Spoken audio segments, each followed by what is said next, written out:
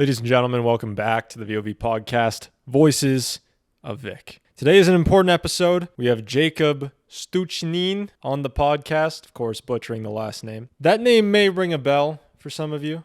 Some of you may know who he is. Some of you may not know who he is. Jacob was linked to some hot controversy about a year ago. He ran for commuter commissioner in the 2023 VUSAC elections and was disqualified for racism. We're going to talk in this podcast about that incident. We're going to talk about whether disqualification was deserved for the comments he made. In fact, he saved the exact comment that he posted on social media that got him disqualified.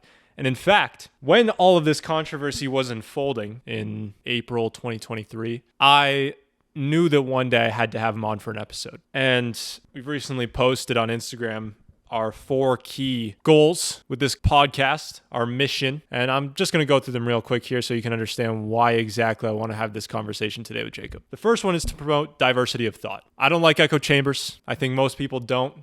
Well, that's a bold statement to make. But before I started this podcast, I honestly thought that everyone at Victoria College kind of had the same ideology and thinking pattern of what, let's say, the administration pushes, whether it's Victoria College staff or even VUSAC. But it turns out that's not the case. It turns out most of the people, most of the students I talk to, most of the people I have on this podcast are actually very good people, very level-headed. Not saying that VUSAC and Victoria College admin aren't. I'm just saying that it's not as one-sided as I thought. There is a lot of different opinions in this college, which made me feel very happy. And it's good to get to know all these sides of the argument instead of what I believe to be a one-sided community. So promoting diversity of thought, of course, Jacob's opinions are very popular, as we saw by his disqualification last year. Second point in the mission statement was to laugh at jokes. My girlfriend called me. She says, I think you didn't really word that very well. I said, no, I wanted to make it as blunt as possible. To laugh at jokes. Anytime that someone makes a joke on this podcast and they get absolutely destroyed in the comment section, once again, free speech.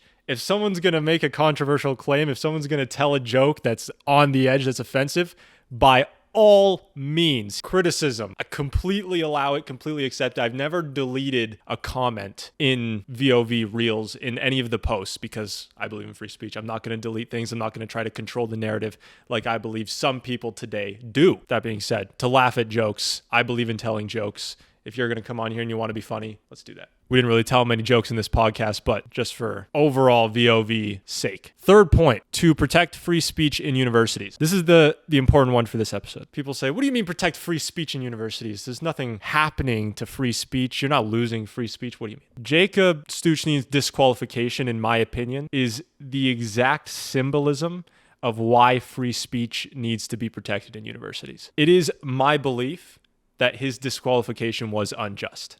I'm going to say that completely clearly. Another side point I want to make is that we didn't dive deep into his character as a person, his character as a man. I didn't ask him in this podcast, are you racist? I don't know. I've known the guy. I met the guy. I talked to him for 1 hour. The point of the conversation was not to understand the moral character of Jacob Stoutchinine. It was to understand, did he get removed from the VUSAC elections unfairly? This is coming from someone who doesn't believe in student government at all. I barely participated in VCC last year. I think it's a little bit over glamorized, but there are good people at VUSAC that I'm friends with, that I respect. There are also people at VUSAC who I do not respect, who genuinely have a distaste for this podcast because they love echo chambers and they hate hearing people with opposite opinions.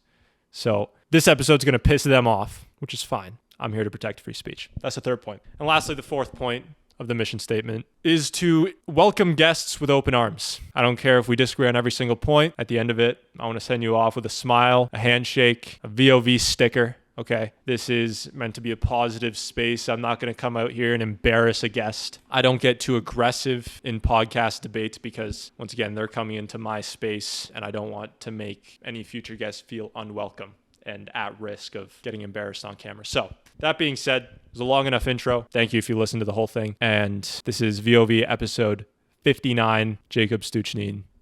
Enjoy. Ladies and gentlemen, welcome back to the VoV podcast, Voices of Vic. Today I am here with Jacob. Stoutchinine. Stoutchinine. Is that Yeah. how do you pronounce it? Stoutchinine, but I don't care how you pronounce it. Okay. You can do whatever. Long last name. Sometimes I even misspell it, but I'm looking at it right here on this paper. Stoutchinine. Thank you for doing this. I appreciate it. We're going to get into a lot of topics today, I'm sure. Once again, second year neuroscience student. How has the first 2 years at U of T been treating you? Pretty good. Yeah. I got rejected from my first choice program at McMaster Health Sci, obviously, and I was a bit skeptical of about coming to U of T, but I like it a lot here. It's definitely. I went to visit McMaster back in like November. I think I would have been really depressed there. And Okay. I really like it here, so Yeah. no complaints. That's good. That's good. I want you to talk about, at first, a bit about your upbringing. You're from Markham, is that right? Yes. So give the people a bit of a background into kind of like your childhood, how you were raised, a bit about yourself, just to kind of, lay the groundwork here. Yeah, I don't think I'm from Markham. I don't think there's anything special about my upbringing. I've lived in Markham my whole life. I still live there. I think it's a very amazing place. I really like it because it's sort of close to the city, but like not really. I spent like an hour coming here today, but it's also very chill, very quiet, and you're also very close to up north. Like if you go, I bike a lot past Stouffville, like 50 kilometers, and there's the whole Rouge National Park there, and just good nature, good farms, just a really good place to live. So yeah. That's awesome. That's awesome. So I'm from Orangeville myself. I don't know if do you know Orangeville? Yeah, I have an idea what Fair it is. enough. So yeah, small town. When I got to U of T, there was a bunch of international students in my first year that were kind of like, we were meeting each other in orientation and all this kind of stuff. And there's these two guys from Japan I remember talking to, and they see me as like this local Canadian, but I'm like, they're like, show me around the city. It's basically what they were asking. I'm like, I'm not from here either. I'm lost as well. Even though, I'm from the country. I'm from the same culture, I guess. Toronto is completely different than anything that you'd get from a town. So, yeah, for sure. So, I wouldn't say Markham is a town either. It's like 300,000 people. Okay. Yeah. It used to be town of Markham. I think back in like 2012 they switched it to city of Markham. Got it. Because I guess the population got big enough. But yeah. Does it have a town feel, or does like when you're in there, just comparing it to Toronto, is it closer to a city culture or a town culture? Would you say? I would say it's a mix of both. Like I don't know how it was like in Orangeville, but my impression of town culture would be like, oh, like all your neighbors, like you talk to everyone, Right. like everyone knows each other, everyone's chill. Like I know my neighbors, I say hi to them, but like I don't really talk to them, and I think that's more reminiscent of city culture. But there's definitely no like big skyscrapers like the homeless people everywhere. Like there's nothing like that in Markham, so it's definitely a mix of both. Got it. Okay, fair enough. You are in neuroscience. I was looking over at the many different clubs you're a part of. You participate in a lot of stuff. So there's the HBSU, MSSU, and then RSA. You want to tell us a bit about that? Like why, how could you, maybe not why, but how are you in so many different clubs? I feel like it takes up a lot of time. Well, MSSU and HBSU, I'm just a mentor for them. So I got assigned a student from each of the clubs, and I mentored them throughout the year. And it was good fun. I think that there's a lot of takeaways from my first year that I could have shared with them, and I think I did. And yeah, I'm happy with that. RSA, Russian Speaking Association, I had a guy in one of my classes say like, oh, you should come to the event, you should come to our events. So yeah, I went to one event. It was pretty fun. I think that, speaking Russian to other people, and it's not just Russians there. Actually, there were like Kazakhs, Turkmenistan, like whatever, like all those countries surrounding Russia, they also use Russian as one of their main languages. Yeah. So it's very culturally diverse, I guess, or maybe racially diverse, I guess, club, even though we're all united by the fact that we speak Russian. And I went to a couple events. It was pretty fun. I'm hoping to maybe get more involved in it next year. So, do you have like Russian relatives or anything? Like, how do you speak Russian? Is maybe yes, both my parents are Russian. Both your parents are Russian. Yes. Okay, got it. So maybe also get a little bit deeper into that. They're from Russia. They're both the immigrant, like first generation, I'm assuming. Yes. Okay, so like, how has that kind of culture influenced you growing up here? Because obviously I'd say that culturally you'd be a mix of Canadian and Russian. So like my parents, my mom's Canadian, my dad's Mexican. I'm obviously born and raised here. I'm more so Canadian, but the parenting style from my dad is definitely like you could tell there are Mexican aspects to it. So like, do you notice traits about yourself that align more with the Russian culture compared to Canadian, and then vice versa? Yes, of course. So yeah, my dad's from Moscow. My mom's from Minsk, which is in Belarus. Okay. So it's not exactly Russia, but practically Russia, Soviet Union, Yeah. that whole thing. And yeah, I definitely do think that I do have. I'm not very big on like, how do I say this? I'm not very big on identity, like, oh, I'm Russian, or I'm this, or I'm that. Like in my Instagram bio, I don't have like 10 flags or anything Got it. like that. I don't really care, but yeah, I do feel that there is sometimes a cultural strain, cultural conflict that, for example, in North America and Canada, I think a lot of people don't like to be very direct. Yeah. And generally speaking, I try to not be direct because I don't want to project the wrong impression onto people. Right. But sometimes in certain situations, you're not going to get anything done if you're not direct. Right. And sometimes when I do that, people might not like that. That's fair. And that's fair. yeah, that's maybe one aspect of my Russian upbringing that that I retain. I think we need more directness in Canada. I think that Yes. it's become a very emotionally driven country. It's kind of controlled. Everyone cares about how we feel, and we're concerned with feelings, and we don't necessarily, in my opinion, we waste too much time on it. And it's interesting comparing it between people. Some people are more emotional, and they can't, the way that they comprehend things is through this kind of tango of a conversation, whereas me personally, and I would think you as well, just give me the information that I need so I can go on with my day. Yeah.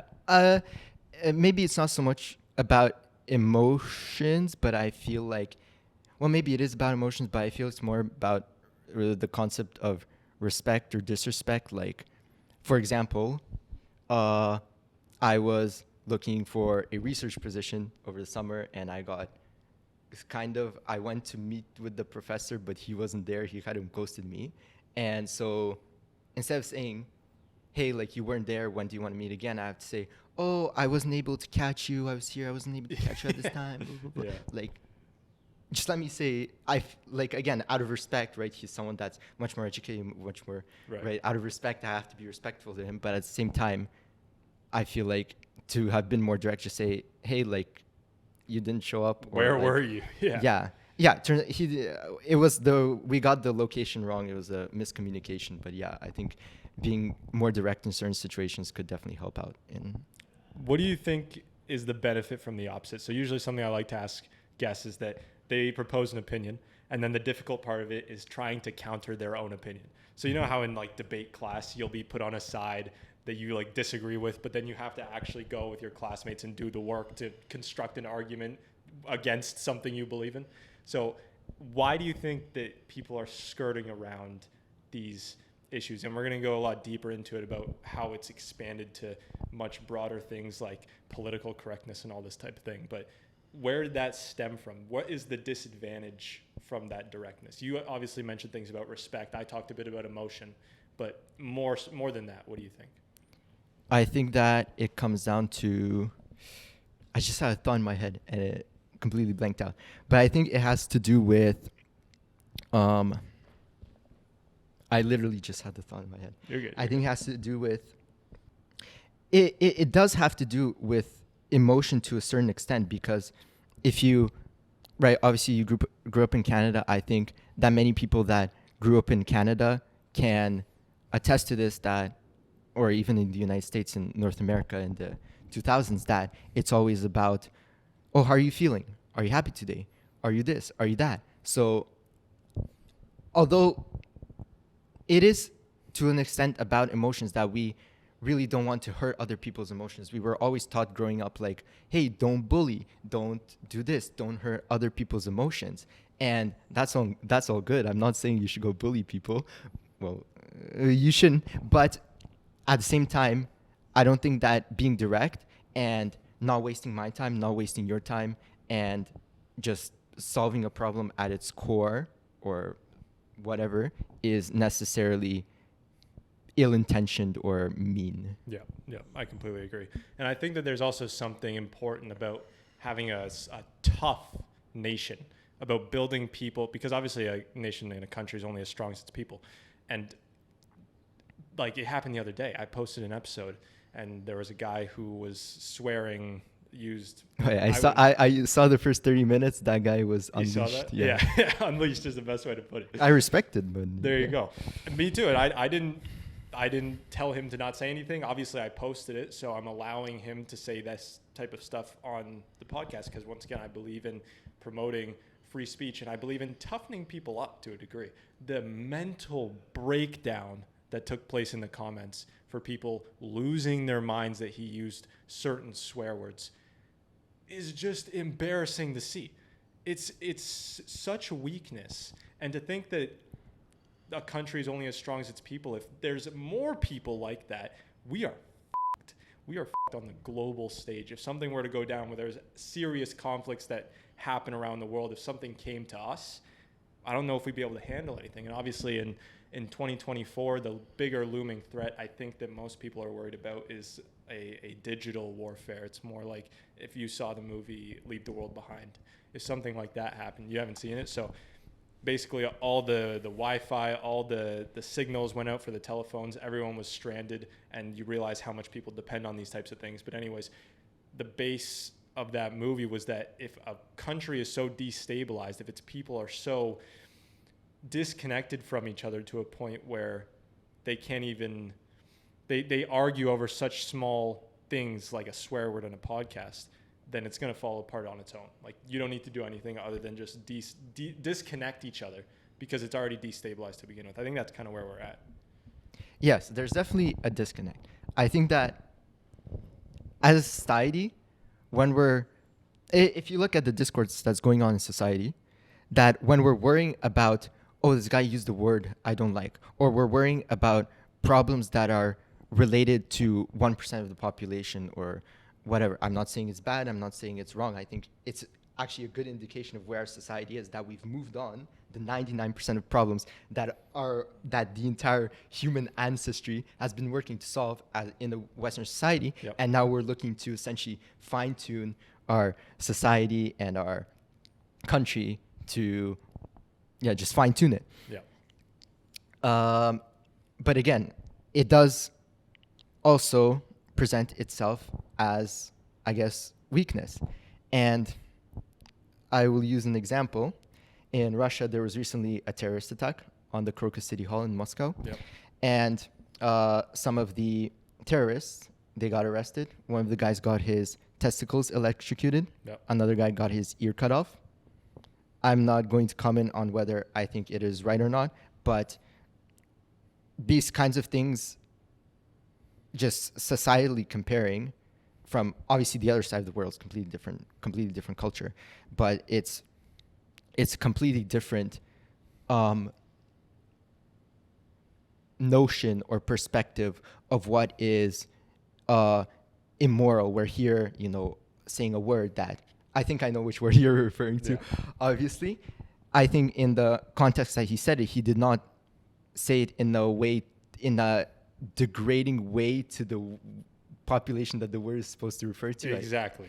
Like, he just said it. He just essentially just a comparison of whatever. But again, if you said that, let's say, in another country, like in an Eastern country, any Eastern European country, even Asian countries, African countries are pretty conservative, Arab countries, Middle Eastern countries, I think that the perspective of what is right and wrong, this perspective of morality and sensitivity is completely different in other parts of the world. And as you say, like the digital conflict, military conflict, I'm not too sure how it could translate to that. Obviously, on your podcast, you're in the bubble of Toronto, one of the most liberal cities in North America. You're in the bubble of the university environment, which the university environment is, I think, in its nature more liberal. And obviously, coming from Orangeville, I think if you go to other places in the country, there are obviously people who would say, well, that's just absurd as well. Yeah. I'm not sure how it would translate over militarily or conflict-wise between the countries geopolitically, but there's definitely a cultural difference based on sensitivities and stuff like that. Absolutely. And that's an interesting point you made about how it's actually it's a sign of where we're at as a country that we're now fine-tuning the little smaller problems that affect the 1%. And once again, I just want to say that's a good way of putting it, because we've addressed the main issues, but the problem now is that the fine-tuning, we've lost touch and believing that the fine-tuning is the main focus. But if you try to fine-tune as the main focus while the 99% of the bigger problems are all degrading, then the fine-tuning becomes useless. Then it's like, why are we focusing on this 1% thing when the 99% is starting to fall apart? When the 99% is good, let's fine-tune. But if the big issues in the world, like the entire Gen Z population becoming sensitive to swear words, if that's happening at the expense of this 1% fine-tuning, then we have to reconsider some things. So yes. I think also talking about Russian culture, swearing is really, I wouldn't say big, but for example, in English, you can believe the sound of the podcast. You have like practically fuck, shit, and like that's it. Got it. Yeah. Practically. Yeah. In Russian, there's a whole dictionary. You can make sentences, proses out of swear words. Yeah. And generally swearing is also very taboo. I would say historically in Russian culture is very taboo. It's a sign of, I guess, it's a very, how do I say? It's a blue collar worker type of thing that like educated people don't swear. It's more like the working class that would swear. Right now, it's sort of different where, whoops, I pressed the button. I hope I didn't do anything. All right. Wait. Okay. Obviously now it's different that I think also maybe it would have been considered more taboo to swear historically in Canada and in other English-speaking countries. Now it's obviously becoming more that young people are swearing is becoming more of a part of the daily vocabulary, that it doesn't really, that obviously in a professional environment you still wouldn't swear, but but again, there is a wide difference in the sort of perception of swearing and I guess words across cultures as well. Yeah, absolutely. And also just to clarify, when I talk about swearing, I completely agree. My grandma always used to tell me, she's like, swearing, only dumb people swear because they're not smart enough to use any other words. That's what she used to tell me. I'm like, that's fair enough. That's a good point. As you said, educated people, it's more respectful to avoid cursing. Of course, I completely agree with that. I think the point where we're reaching now is that with these, I call them swear words, but these people who have lost their minds call them slurs. Okay. And where we're at now is that they're trying to criminalize these things. So that's the part I have a problem with. I completely agree. I think we should promote a culture where we try to swear as little as possible. You're right, where swearing has become less taboo. It's more accepted. It's more, people just don't have that much of a problem with it. They're less sensitive to it. But to criminalize them is insane. And to put someone in jail for words is crazy, except for obviously the main things that kind of everyone's accepted about free speech, which is you can't threaten someone's life, or you can't say or denounce you're going to go attack some building. Of course, then the police are going to come interrogate you, as they should.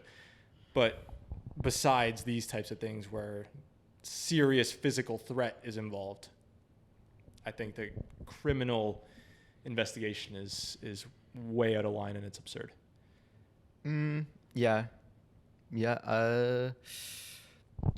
The slurs, definitely that. I don't think we should criminalize them, especially if you look at the context throughout which many slurs are used. Okay, you can bleep this out, but for example, you can see I'm short. You're very tall. I'm 161 centimeters. Since grade 6, 5, whatever, I've got called a midget. I think that's sort of a taboo slur now. As far as I know. Apparently. Yeah. So I've been being called a midget since I was like grade 5, grade 6, whatever. Like not in a bad way, like, oh, like you suck, you know, like it was just like my best friend would call me like, hey midget, like what's a midget? Yeah. It is what it is. Should I go back and cancel those people? Insane. Should I play the victim and say, actually, I wasn't hurt. Technically, the midget term isn't even, the thing is, the midget term isn't even used offensive in the sense that it was used to refer to me. It's obviously offensive in relation to another group of people, but I don't think it was used in a derogatory way when it's just jokes and it's all fun. Yeah, absolutely. And I guess there's tiers to this too. In the context that Ibrahim was talking, that's the guest's name. In the context he was talking, he wasn't using it to insult that group. He used the R word. Now this is the point. This is actually, I want to kind of detour a bit. This is the point where now, as you saw, I just froze and called it the R word to not say it. I don't personally like using certain words, okay? Especially on camera. I don't like using certain words out of respect. But I will defend someone who uses the word to the end of the earth. It's kind of a weird paradox because you would think if I'm not willing to do something, I should not stand for someone else doing it. But I don't know. What do you think about that? I mean, I can give my own. I think like I'm pretty sure I did not swear until I was 18. Like I have insane lip control. Insane mouth control. Like when I turned 18, I'm like, okay, like at this point, like I'm pretty mature. Like I could probably swear. But like I'm not gonna flame everyone else for swearing. Like it just because I wouldn't, and even like in my day-to-day life, I wouldn't say like it's on my vocabulary. Obviously, I say it here and there. Probably maybe one or two. I don't even talk to that many people every day. Maybe a couple times a day. I say it, but I'm not gonna say, oh, like you swear too much, for example. It's nothing like that. Because it also just makes you someone that nobody wants to be around, I feel. You know what I mean? Like it's just nitpicky. It's just ridiculous. Anyways, so there's tiers. I was going back to that. There's tiers to it. So the most innocent tier is, I believe, what my friend Ibrahim said, which is he wasn't referring it to the group. He was using it as a general. I personally find it funny. I personally thought it was a comedic term to add in to his point. And so that's the first tier. The second tier would be obviously to use that as an insult towards someone who is mentally retarded. Okay. That is less acceptable. I wouldn't see that as funny. Okay. I wouldn't laugh at that. I wouldn't see that as acceptable. I also would not see it as illegal. So there's also another line there. Just because I disapprove of something doesn't mean I think you should go to jail for it. I think that's the point where we're getting to. So that's just another part. There's tiers, and then the third tier of free speech is obviously if you're trying to go and say, I'm going to do a terrorist attack at the Moscow concert. Yeah. Well, obviously, if you see the context in which a lot of these slurs are used, like they're not even used in the context of we want to hurt the group that the slur was originally referring to. I think it's just used like to make a point. It almost, in the way that I think Ibrahim said it to me, was not that he was insinuating. I think he was talking about the gym, like people that think that, oh, they're going to go to the gym one time and they're going to become Arnold Schwarzenegger, right? He was saying that those people are, the R word. Yeah. So he wasn't even, I don't think the context, if you think about it, at least to me, is that he insinuated that, oh, even if you are a member of that community. There shouldn't be anything there isn't even anything bad about being a part of the that group of people. I'm not sure what the politically correct term for them is. I think if you add mentally and say mentally retarded, it's not bad. I think. I don't know how that makes any sense. I'm not sure what the politically... Right. There's nothing... I think there's nothing inherent... I think we can agree that there's nothing inherently bad about being mentally retarded. Of course. And again, he's just saying it in a way to maybe make a point or how he feels about it, even as a... What's that thing? Whatever word from English class, over-exaggeration. Okay, yeah. Of a certain situation. I don't think he meant it in a way to hurt specifically a single person, or singling out the person who doesn't want to go to the gym, or singling out the group of people that the slur is referring to, or anything like that. Absolutely. And also, about the stage 2 that you said, that obviously saying it to a mentally retarded person might not be considered okay. I think if let's say you're friends with someone and you like, it's all jokes and it's all fun, I think that's completely fine. But that's obviously other case. No, that's also a good point. Yeah, mutual understanding. It's completely true. But also, it also depends on the person's reaction. So I can tell you a story. My friend was selling something on Facebook Marketplace, and my friend's Chinese. He and this guy were going back and forth, like they were about to do the sale. And then this guy wants like an extra $50 off or something like that. Like my friend already gave him like $300 off, like best deal. I'm gonna come to you. I'm gonna bring in like best deal ever. Yeah. He wants an extra $50 off. My friend says, no, I can't do it. And this guy says, my friend, whatever. I wouldn't do business with a dog-eating person anyway. Yeah. And my friend showed me that, and we both cracked up. Like, it was the funniest ever. Yeah. Like. And again, even though the person probably meant it in a bad way, of course, in a very racist way, it's all jokes. Like, we don't care. That's a good point. I was taking a softer stance, but that's completely true, and that's exactly how I feel. I think that it's all up to how you internalize it and how much you actually measure the person who's using it as a threat. Obviously, if someone's just over the phone trying to rip you off for cash, that's not much of a threat. Maybe if you felt like you were under a heavier attack, it would be a more serious issue. Yeah. So if you were getting bullied at school and then someone pulled something like that out, it would be a little more grave. But yeah, of course, something like that, completely harmless. And if you can make light out of it, even better. Let's circle into, I guess, the story of the episode about how I even came across you from last year. Perfect timing. So that's just the camera taking a quick break for the heat. Oh, no. We'll take 5 minutes. All right. And then jump back into it. Jumping back into it, story of the day. The reason that I came across you in the first place, that I discovered you, is because last year you ran for, was it commuter commissioner of VUSAC? And it was a bit of a fiasco. And I knew when I saw all of this shit going down, I'm going to have this guy in the podcast one day. So you're here. It was a lot. I mean, I'm sure it was we a lot made for it. you. It stressed me out watching, but I'm sure it was even worse for you. How about you just kind of walk the audience through? I'm sure there's a lot of people who don't know what happened, and kind of give the story from beginning, maybe right to when you decided to run for the community commissioner to when you started your Instagram platform and how that all unfolded for you. Okay, so I guess all the way back, context. Last year in February, for those of you who are not aware, a University of Toronto student was stabbed on a Spadina streetcar. And that, as a commuter, obviously is a very chilling, I don't know if that's even the right word, but it's a scary thing to hear, that, especially for the U of T community, a lot of whom commute every day on TTC or whatever. It's a very scary thing to hear. I think that after hearing that, I definitely reevaluated sort of how I make sure I stay safe on my commute and don't get stabbed. So I think it was a very impactful event, and that's sort of the background. So yeah, I decided to run for commuter commissioner of VUSAC because I had been a first year and admin executive on the commuter commission over the last year.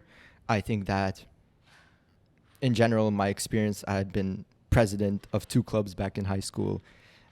I have just in general good advocacy experience, good experience overall. I would say I would like to think I'm pretty well spoken, so I think I would have been good for the role. I decided to run. And yeah, I think overall, I am very happy about my campaign and my whole campaign, my whole thing. I think I learned how to Photoshop during that. That was really nice. I think during the town hall, I definitely, personally, I would believe that I had the best. A town hall is where like everyone goes to present their speeches and like ask questions. I think at the town hall, I had the best presentation, best speech out of anyone there. Yeah. And for various reasons. Well, can I go on a bit of an aside? Go for it. I don't want to flame anyone. Sorry. Mad- Keep going. Mad respect to everyone, but I was the only one there that had the speech memorized out of over 30 presentations. Wow. Everyone, I will act it out. Everyone was reading off their phone like this, sitting down. And it was everyone that was watching was really happy to be there and really wanted to be there. And it was definitely not sweaty and smelly and hot for 3 hours straight. Yeah. But yeah, I was the only person that had memorized the speech, and I actually stood up and I looked people in the eye and I talked to them. Yeah. Sorry, I know I messed up your camera angle. No, you're good. But You're good.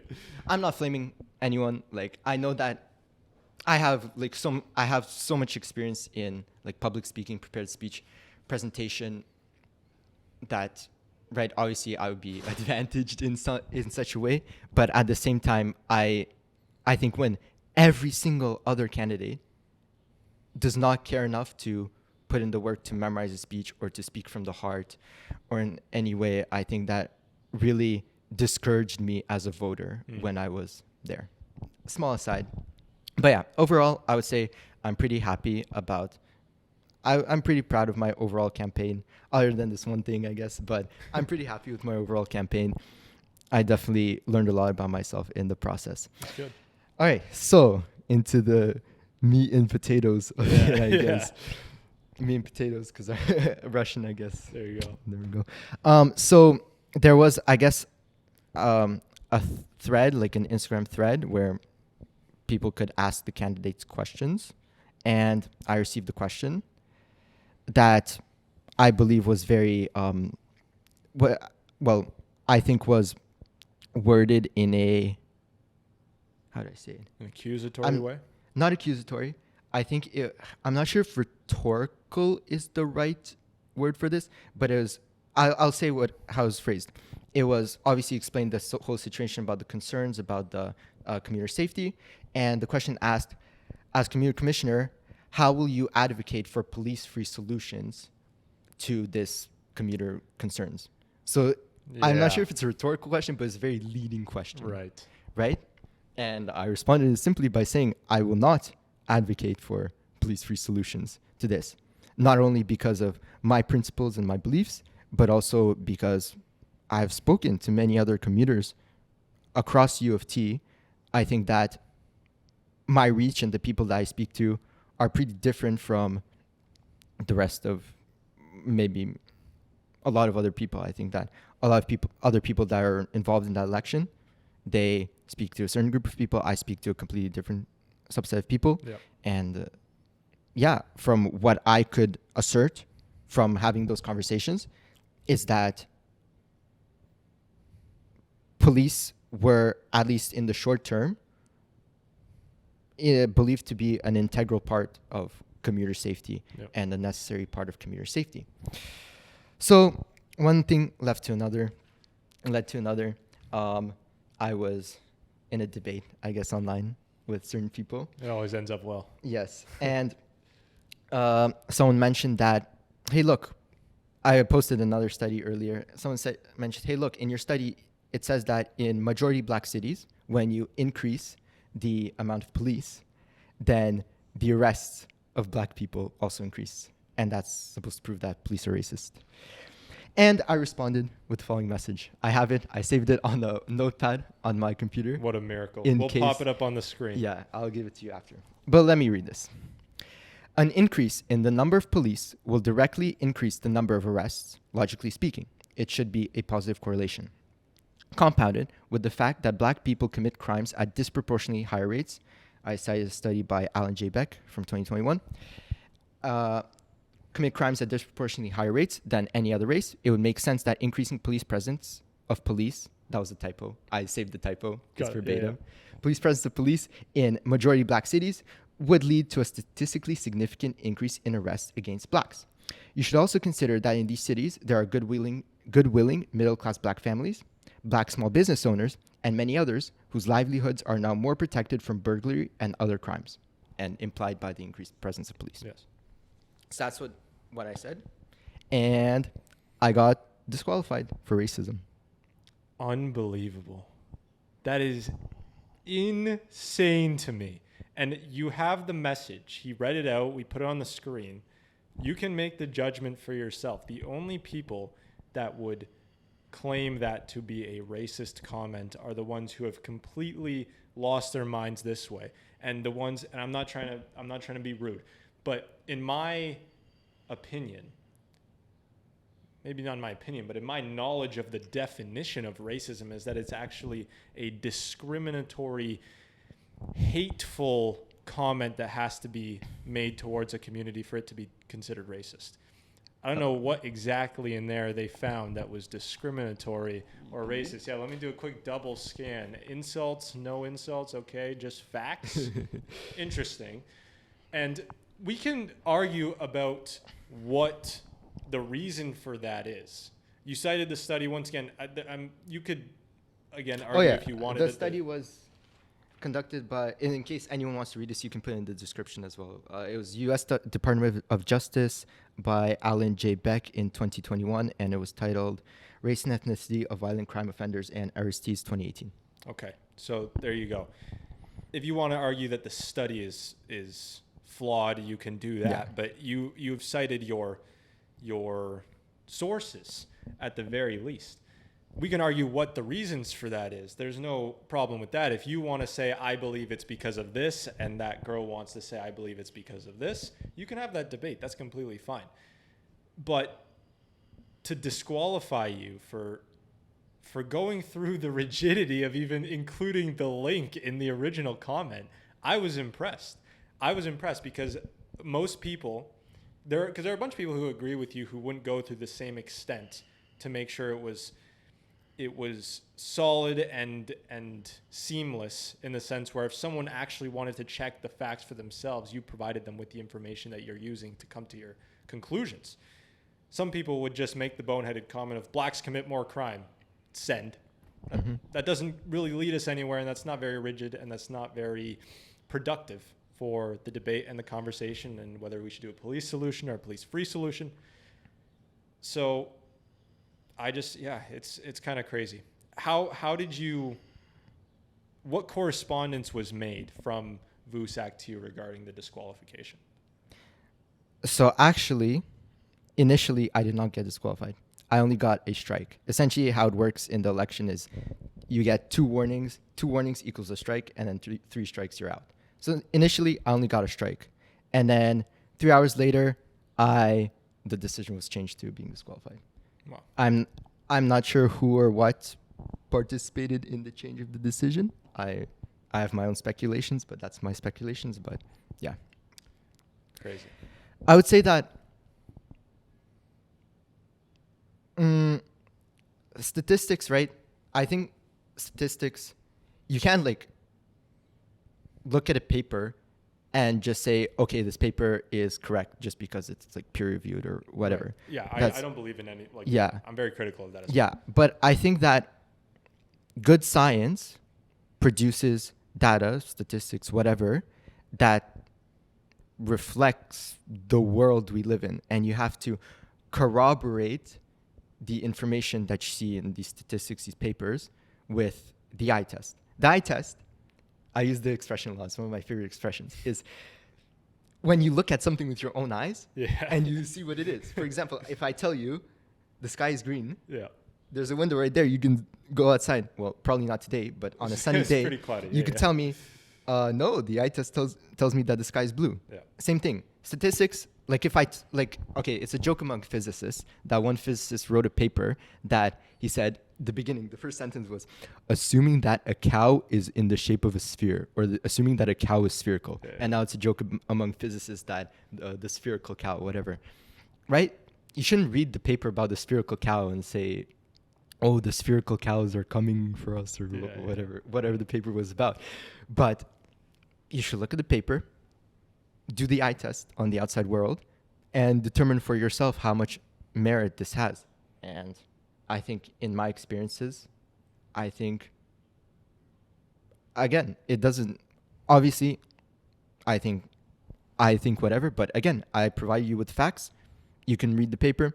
You can corroborate that with your own eye test, with your own lived experiences, and figure out for yourself. And I think that on both conservative and liberal side, there's sort of this dehumanization that you have to understand that these conservatives and these liberals as well, for both sides, they don't come from the planet Mars.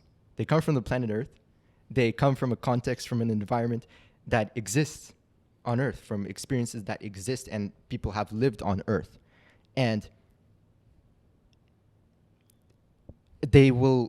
each person will just by nature interpret everything differently, but the idea that, let's say among conservatives, that liberals are all communists and that, look, let's not get into this topic, but for example, on the podcast with Cameron, you mentioned the pro-life versus pro-choice. Right. For example, the pro-lifers might say, oh, those that are pro-choice, they just want to kill babies. Right. They're just satanic baby killers. Right. What kind of statement is that, guys? Yeah. So, yeah, I think it's always very important to, for that reason, I think because everyone comes from a different context, a different place on the planet Earth, it's always important to say, hey, here's where I got my data from. Here's where you can see the underlying to my argument, and you can make your own decision about that. 100%. And logic, obviously I believe in making logical decisions, and logical reasoning is very important, obviously, for discovering what an idea of the truth might be. But I do not expect somebody to go against their own eyes when they read a study. If you read a study and it just doesn't align with your personal experience, I think there's zero obligation for you to believe that. If you can come to a logical conclusion, sure. I still think it's dangerous, though, to believe things that you've never witnessed on your own. So with this kind of thing, there's also something to be said about the corruption that people can undergo from their own ideology. There's stories, plenty of stories. I think there was a woman in Germany a few years ago who got sexually assaulted, and the police were asking her for the description of the person who assaulted her, and she said it was a white man and this height, whatever. It turns out he wasn't white. Turns out I think he was some shade of brown. But the reason she gave later, because they were looking, they couldn't find any white attacker with their evidence, and the reason she gave is because she didn't want to perpetuate any racial stereotypes. That is a dangerous way of how ideology can actually corrupt your own reasoning of defending the person who assaulted you. And I don't know if these people are going through something like that, maybe even if they don't want to trust their own eyes or to trust a study, and maybe what the reasons might be because they don't want to perpetuate stereotypes. I think that is the reason that they felt threatened by your comments, because even if it was true, maybe they thought that speaking about it would only worsen the effects, which I personally don't believe. I think that there's a conversation to be had about why did we get here and address that. I think that you could talk a lot about the welfare system and what that's done and all these other reasons, but to just outright say it's false, which they didn't even technically say, they just said it's racist. Yeah.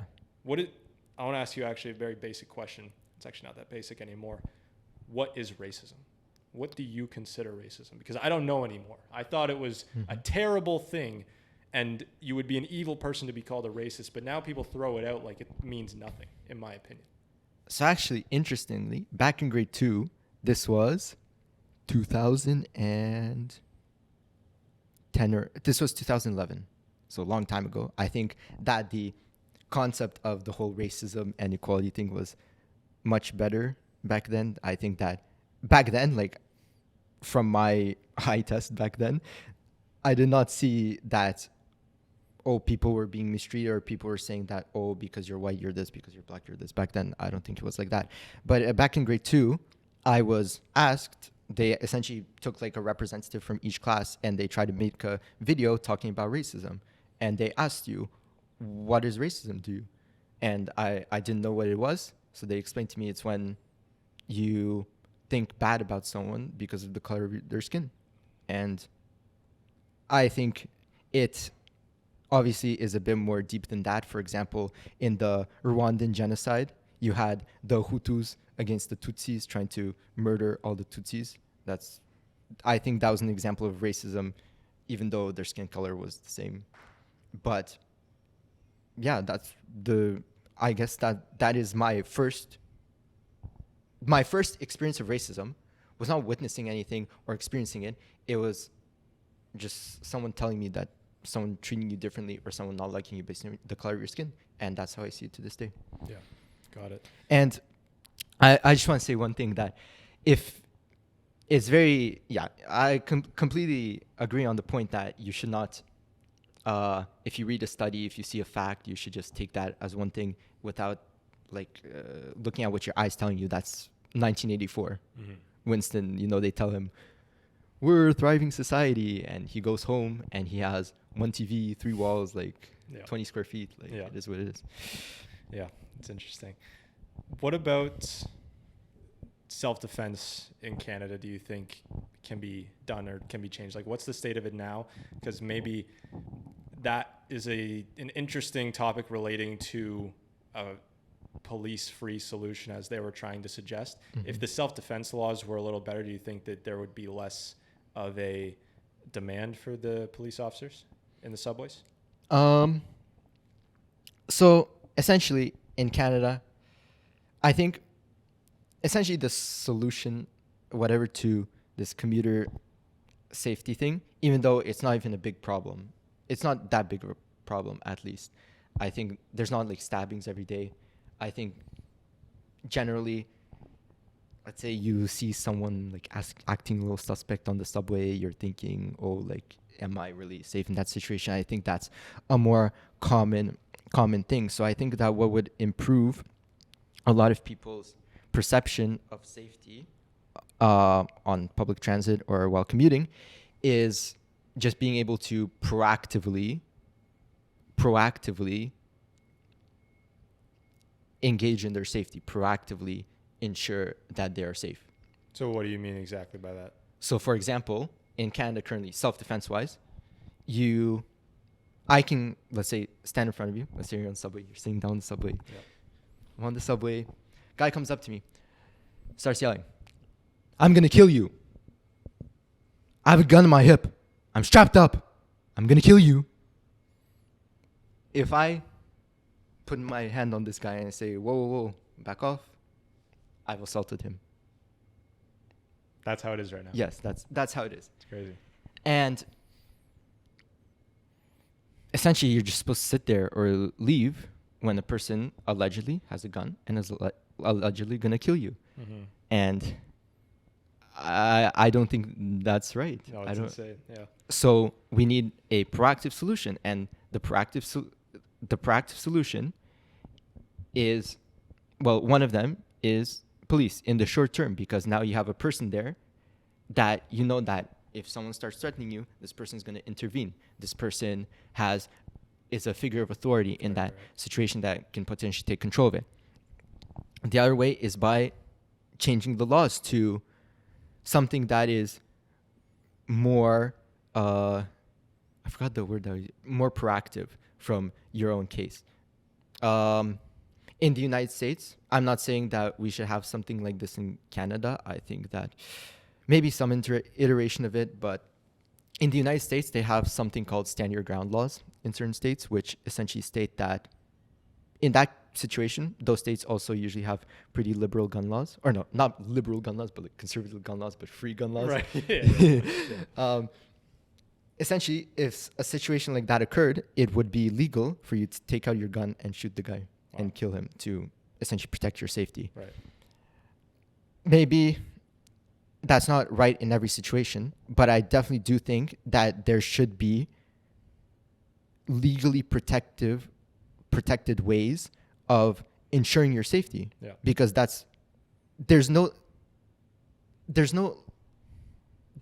after. If you get seriously injured, if you die, you cannot do anything. You have to do something before. Right. Especially, it's something needs to be done in Canada about being able to proactively protect yourself. And maybe in that case, it would be put your hand on the guy. Hey, back off. Yeah. Take charge of the situation. Right. that situation, that case. I also think that should be considered is potentially loosening the gun laws in Canada. And if you said that tomorrow we are going to allow everyone to carry a firearm in Canada, I would disagree with that. I would say no. For tomorrow, no. Because culturally, we are not a very firearm-focused culture. Right. Do you know that guns are legal in Canada? Of course, yeah. Yeah. How many people do you think are like aware of the fact that Not a lot. Yeah. How many The laws are very strict. Yeah, the laws are very intricate. I have a possession acquisition license. I don't own any firearms, but I have gone through the process of acquiring the license, and the laws are very stringent and very restrictive. And the argument that people push for gun control, this is a joke among the United States gun community, is that the M4 is like a box. Some state representative, liberal state representative, the M4 is like a big heavy box, and a big heavy box, like it's as heavy and as big as a box and whatever it is. I forgot what it is, but it's a really funny meme. But the general consensus about gun regulation, gun control, is that if you don't have guns, then no one will shoot anyone for malicious intent. So therefore, it's good. But one thing to consider, I went through the process of acquiring a possession and acquisition license.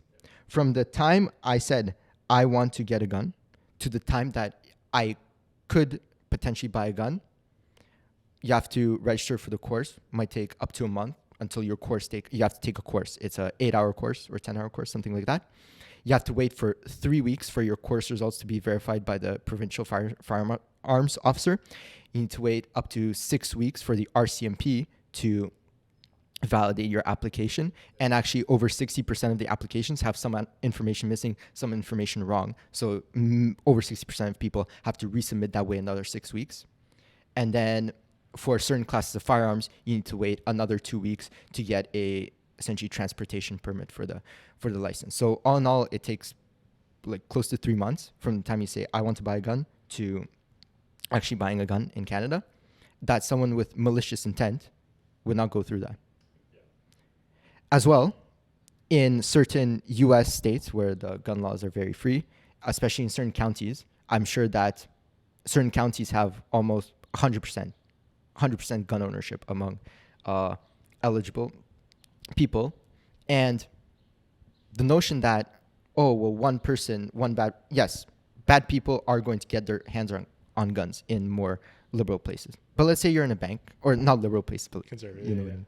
I know what you're trying to say. Let's say you're in a bank, and conservatively, let's say 20% of the population is carrying a gun. Let's say one person decides to shoot up the bank, says, "Get on the ground, I'm gonna steal everything." 19 other people take out their gun and say, "No, you get on the ground. Yeah. Nothing's happening here." So it's almost the case of like herd immunity, that the more people have this thing, the safer I think we are. And that's why I say that tomorrow we should not allow this in Canada, because we don't have the gun culture in Canada that is going to allow that. And I'm not saying that guns are the only way to proactively self-defend yourself, but I think that pepper spray is illegal here. Yeah. Crazy. Actually, is it? I'm not sure about pepper spray. So. But yeah, just the negative connotation around being proactive and being aware of your own safety, I think, is something that needs to be worked on.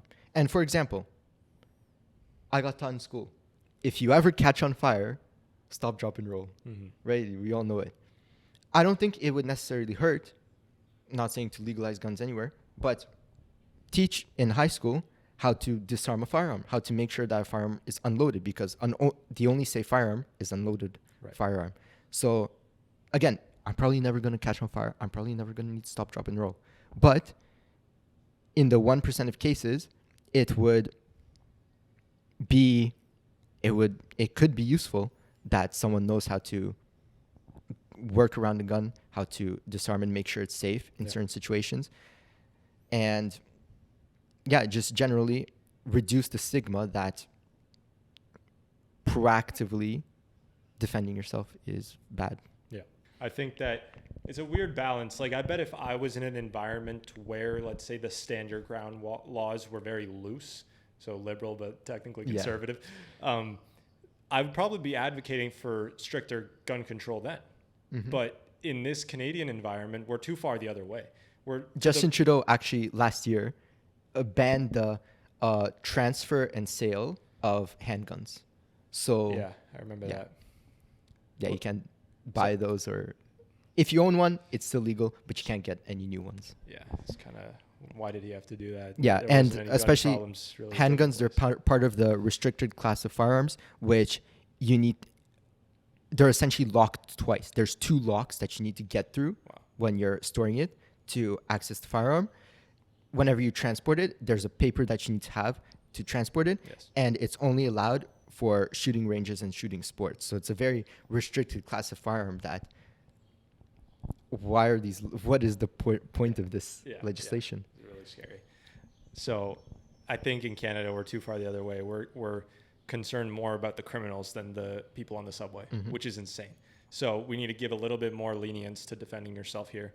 Whereas I could understand the argument if you were in a very loose stand your ground state where people would feel that they could kill someone for the slightest threat and face no repercussion. That could be an issue. I could understand how that could be an issue.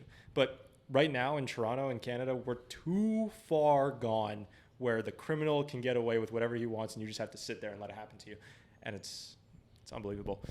Yes, and guns are not the only solution, right? You can learn a lot of self-defense tactics, but it doesn't matter if I'm like Khabib in boxing. I cannot box the guy if he's threatening to kill me. Yeah, absolutely. And that's why, like, I always say that anything that can be used for great harm can be used for great good, and vice versa. So when you see this Neuralink thing coming out and people who were once paralyzed can now move their limbs again, crazy, amazing invention. This is like one of the greatest things in the world.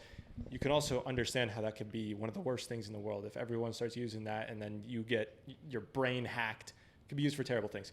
Anything that is powerful can be used for good just as much as it can be used for bad. This is exactly what I think guns are as well.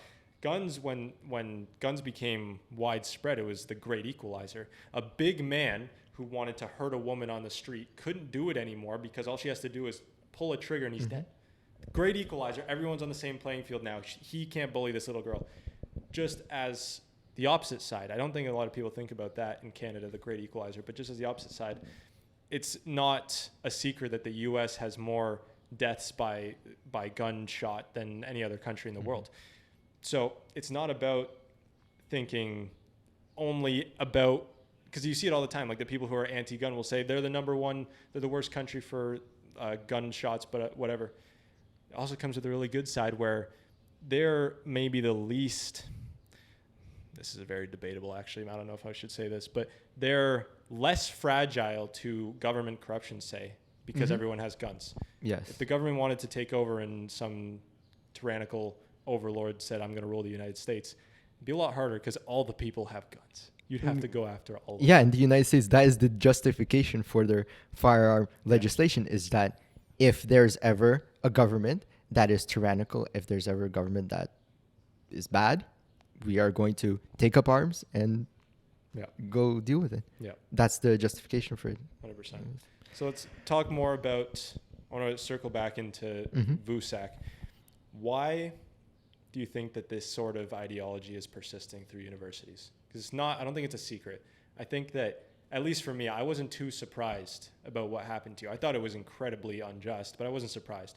So I'm like, this is kind of where we're at right now. This is where this young generation is at. And it's kind of scary because maybe it's not the majority of our generation, but it's definitely the type of people who would run for student government in the first place, who I would expect in the future, once you get to ages 30, 40, will be running for actual government, which is even more frightening than just some small show at VUSAC. So what do you think is causing this type of mindset?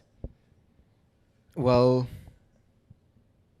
again, the world is just too perfect that we need to focus on 1% that we all know, I mean, I'm sure you've heard of the philosophical concept that if your whole life is just pleasure, then nothing is pleasurable. Your life is just miserable, that you need misery and pleasure as well in your life. Maybe some people experience too much pleasure and they are trying to find evil in the world in potentially the wrong places. Right. Again, like you said, I don't think that the entire generation is doomed.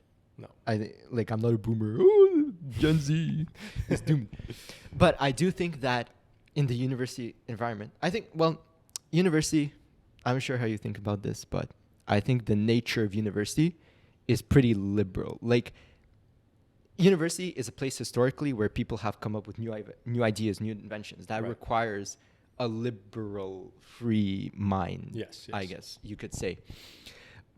And I think also the expansion of but also university used to be a place to study the sciences, mathematics, engineering. Now we see the expansion of these humanities, social studies. There's all these different, more liberal arts, literally, degrees. And that's what's, I think, attracting them, these liberal thoughts to university. And I don't think that's going to change. I think that I'm going to use Ibrahim as an example.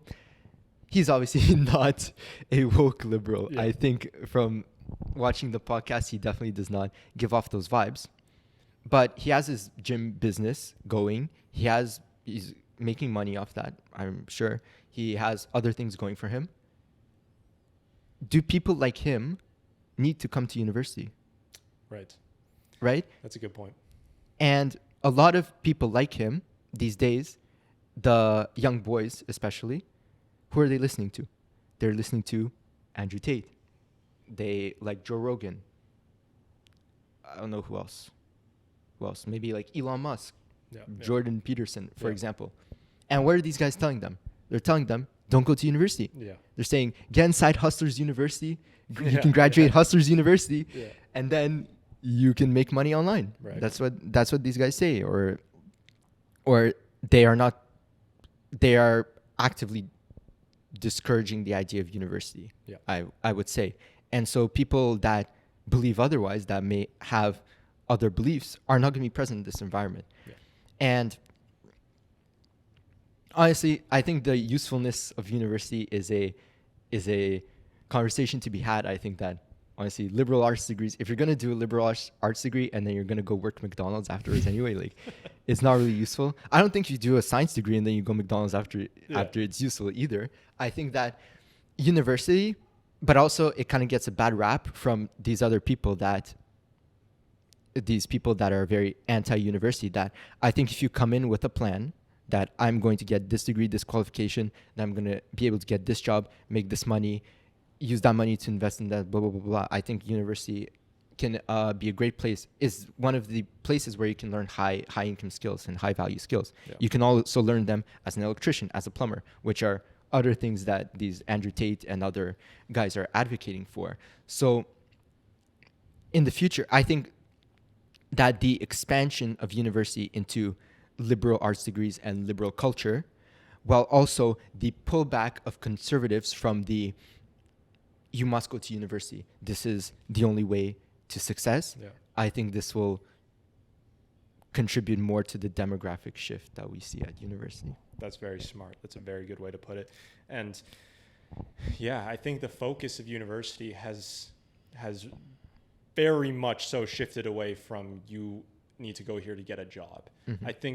I don't think it's completely useless. I think that you can still go to university, but I don't think that you should go if you're looking to get a job. If that's your number one priority, if you're like, why you go to University of Toronto? It's the best school in the country. I want to get a good job. Bad reason.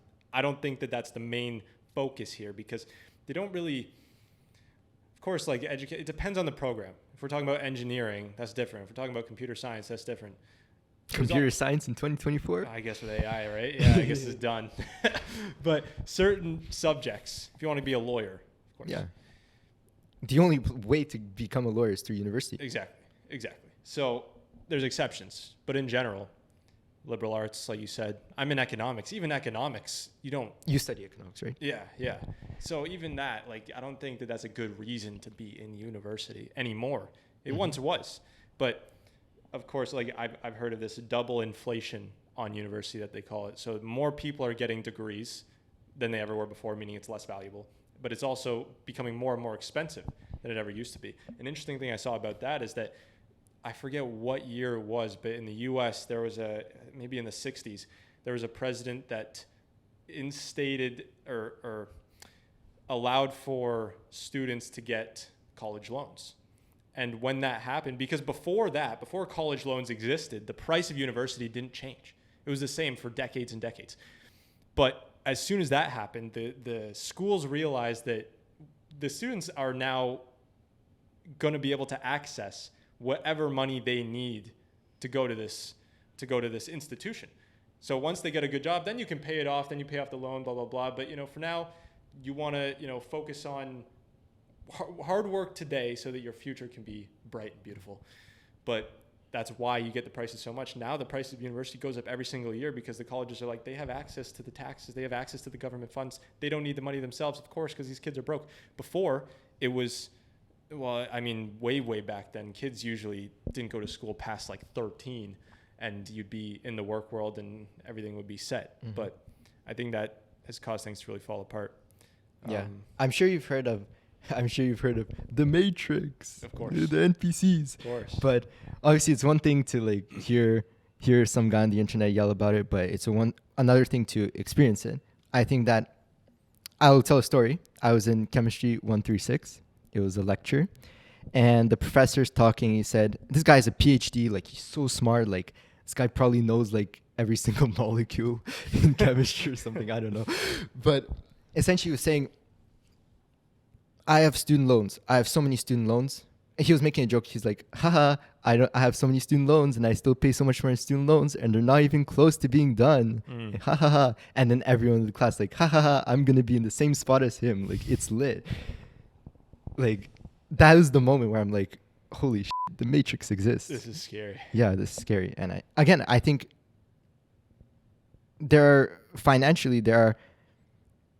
you've probably seen the graph. I want to be a doctor. I've seen the graph many times where it shows an electrician, a doctor first goes into debt, and then at like 40 something years old, then he gets more money than the electrician. Yeah. And I guess the debt is without even interest on the debt. So, right. So I think that, but again, I think if you can financially make it work and you have a plan, I guess, life-wise, financially, I think university is still a good option. Fair. Completely fair. It's been a good episode, my friend. I appreciate you doing this. Yeah, no worries. Do you have any final thoughts you'd like to share with the people? No. All good? Yeah. All right, man. Yeah, thanks for watching, guys. Absolutely. Ladies and gentlemen, that is Jacob Stoutchinine. Stoutchinine. I'm not going to be able to say it's that. It's okay.